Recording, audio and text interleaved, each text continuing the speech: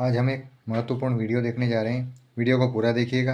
अच्छा लगे लाइक कीजिएगा, कमेंट कीजिएगा, शेयर कीजिएगा। चैनल को सब्सक्राइब करना न भूलें ताकि नोटिफिकेशन द्वारा महत्वपूर्ण प्रश्न आपके पास तुरंत भेजे जा सके। प्रश्न है हमारे पास, 10,000 रुपये पर 10% वार्षिक दर से 1 वर्ष का अर्धवार्षिक संयोजित चक्रवृद्धि ब्याज ज्ञात करना है। हमें 1 साल का चक्रवृद्धि ब्याज ज्ञात करना है, लेकिन जो ब्याज की गणना है वो 6 माह ही हो रही है ना। तो इस प्रकार से हम लिखते हैं। सर्वप्रथम हल करते हैं। मूलधन हमारे पास जो पी दिया हुआ है, मूलधन को पी कहते हैं। इसको 10,000, तो हम ऐसा कैसे लिख लेंगे, रुपये 10,000। वार्षिक दर 10% है, हम ऐसा कैसे लिख लेंगे, R इक्वल 10%।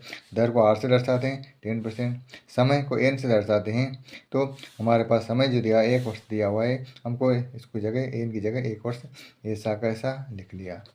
अगर वार्षिक दर जो अर्धवार्षिक संयोजन नहीं होता, वार्षिक होता अगर, तो हम यही वैल्यू रखकर सूत्र में हल कर लेते हैं। P ये रखते हैं, R ये रखते हैं और N ये रखते हैं। चूँकि हमारे पास अर्धवार्षिक संयोजन है, मतलब जो ब्याज की गणना है 6 माह ही हो रही है, इसलिए हम इसको कुछ आगे चेंज करेंगे और लिखेंगे अर्धवार्षिक संयोजन के लिए नई दर जो बनेगी, R जो हमारे पास 10 था, इसके अपान में 2 लिख देंगे। मतलब 10% था, इसका आधा हो जाएगा, तो हो जाएगा 2 से काटेंगे, 2 बन जाएगा, 2 एकम 2, 2 पंजे 10, तो ये हो जाएगी 5%। 6 महीने, 1 साल का 10 था, तो 6 महीने में 5 हो जाएगा।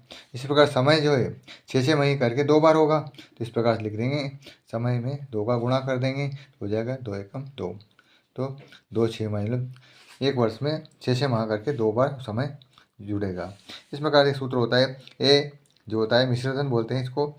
मिश्रधन जो होता है, इसका सूत्र है ए बराबर पी ब्रैकेट का 1 + R/100 की पावर n। इसमें हम वैल्यू पुट कर देंगे। नई वैल्यू जो है हमारा, मूलधन तो वही रहेगा हमारे पास 10,000।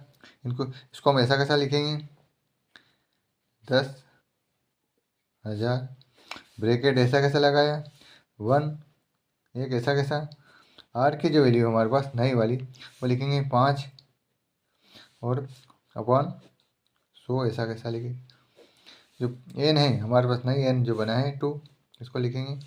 सोल्व करेंगे, 5 से इसको कट कर देते हैं, 5 एकम 5, 5 दूनी 10, 20 हो गए। इसको आगे सोल्व करते हैं, 10 1 2 3 जीरो लगा दिए, 10,000 हो गए। इसको इसमें क्रॉस गुणा करते हैं, 20 एक 20 और एक 21, ये हो जाएंगे 21/20 की घात 2। आगे सोल्व करते हैं, तो हमारे पास आ जाएगा 10 1 2 3 तो 10,000, 21 की घात 2, 21 को 2 बार लिखेंगे, तो हो जाएगा 21 की वैल्यू 441। 21 गुणित 21 441, और 20 गुणित 20 होते हैं 400। 21 को 2 बार लिख के गुणा करने पर ये आंसर आएंगे, और 20 को 2 बार लिखने पर गुणा करने पर ये आंसर आएंगे। अब सोल्व कर लेते हैं। 2 जीरो से 2 जीरो हमारी कट हो चुकी है। इस प्रकार हमारे पास बचे हैं 100 और 441। इसको ऐसा कैसा लिख लेते हैं एक बार और, 100 गुणित 441/4 गुणा कर देंगे। 441 एकम 441 और 2 जीरो ऐसे के साथ में लगा देते हैं। जब आखिरी में शून्य होती है, तो आगे वाली संख्या का गुणा कर लेते हैं, पीछे शून्य ऐसे कैसे लगा दी जाती है।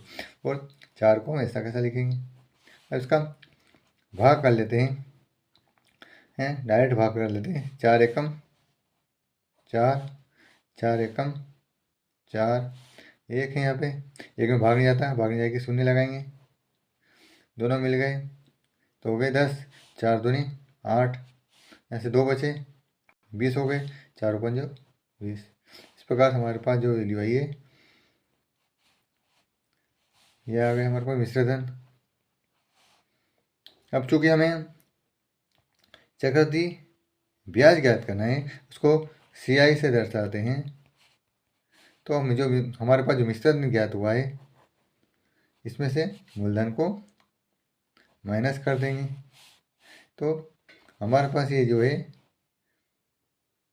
11,025 रुपये जो प्राप्त हुए हैं, जो हमारे पास मूलधन था 10,000।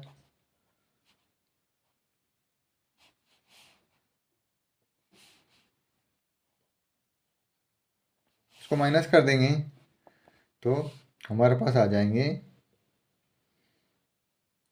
11,000 है, 10,000 माइनस हो गए ऐसे कैसे, तो हमारे पास 1,000 और 25 बचे, तो हमारे पास आंसर बचे हैं 1,025। इस प्रकार से ये जो आया है हमारा चक्रवृद्धि ब्याज आया है 6 माह गणना पड़ने पर, या 1,025 रुपये जो ब्याज बनेगा। इस प्रकार मिश्रधन हमारे पास हो जाएगा 11,025, ये ब्याज मिला के, क्योंकि हमें चक्रवृद्धि ब्याज ही ज्ञात करना था, इसलिए हमने जो ज्ञात करा 1,025। अतः लिखेंगे, अतः 10,000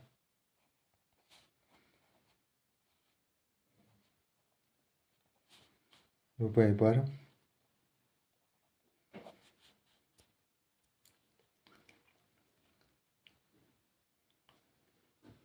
अर्धवार्षिक